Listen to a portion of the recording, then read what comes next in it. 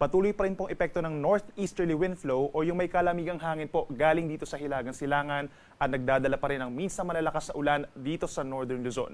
Habang sa natitirang bahagi ng ating bansa, andyan pa rin ang mga localized thunderstorms lalo na sa dakong hapon hanggang sa gabi. Base naman sa ating latest satellite animation, wala tayong inaasahang bagyo na papasok ng ating Philippine Area of Responsibility sa mga susunod na araw, pero patuloy yung monitoring natin for possible formations of shallow circulation or mahihinang low pressure area dito po sa may silangan ng bansa at hindi naman ito inaasahan na magiging bagyo sa ngayon. Ngayong araw, asahan pa rin na mataas sa tsansa ng ulan dito po sa may Cagayan Valley, Cordillera Administrative Region at lalawigan ng Aurora dahil pa rin yan sa northeasterly wind flow.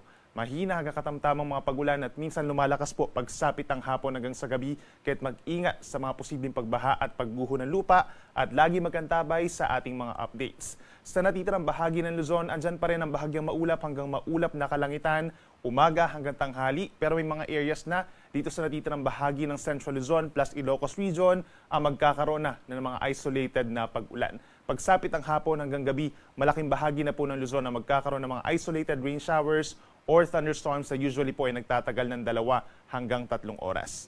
Temperature natin sa Metro Manila mula 25 hanggang 32 degrees pa rin, habang sa Baguio nananatiling malamig from 17 to 22 degrees Celsius.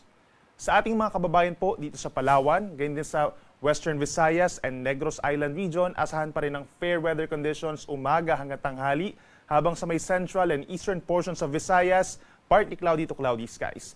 Then pagsapit po ng hapon hanggang sa gabi, malaking bahagi na po ng Visayas and Palawan na magkakaroon ng kaulapan at mataas muli ang tsansa ng mga pulupulong ulan at mga thunderstorms pagsapit po ng hapon hanggang gabi. So make sure po na meron pa rin tayong dalang payong. Temperature natin sa Metro Cebu, 26 to 32 degrees Celsius. At panghuli sa ating mga kababayan po sa Mindanao, aasahan pa rin ng maaraw na panahon most of Mindanao sa umaga hanggang sa tanghali. Nasasabayan ng mainit at maalinsangan na tanghali, pero pagsapit muli ng hapon hanggang sa gabi, maraming lugar na magkakaroon ng mga kaulapan, lalo na yung malapit po sa mga kabundukan, at aasahan pa rin ang mga isolated na ulan at mga thunderstorms na usually nga po ay nagtatagal ng 2 hanggang 3 oras. So magdala pa rin po ng payong kung lalabas ng bahay, lalo na pagsapit ng hapon. Temperature natin sa Zamboanga City, pinakamainit hanggang 34 degrees Celsius, habang sa Davao City hanggang 33 degrees Celsius. Sa ngayon hanggang sa mga susunod na araw, wala pa rin tayong aasahang gale warning or pagtaas ng mga pag-alon.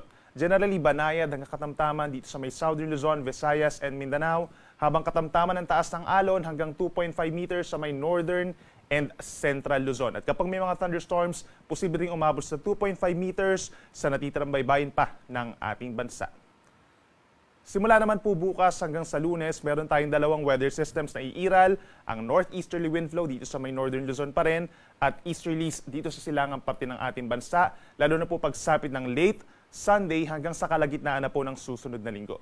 Mataas ang tsansa ng ulan dito sa may Northern Luzon kabilang ng Cagayan Valley, Cordillera Region and Aurora over the weekend, habang pagsapit naman po ng Sunday hanggang sa Monday mataas ang tsansa ng ulan sa Cagayan Valley, pababa ng Aurora, Quezon hanggang sa ilang parte po ng Bicol Region dahil naman sa easterlies. Yung mga hindi natin nabanggit na lugar, kabilang ng Metro Manila, makakaranas pa rin ng bahagyang maulap at madalas maulap na kalangitan pagsapit po ng hapon at meron pa rin tsansa ng mga pulupulong pag-ulan or pagkidlat, pagkulo.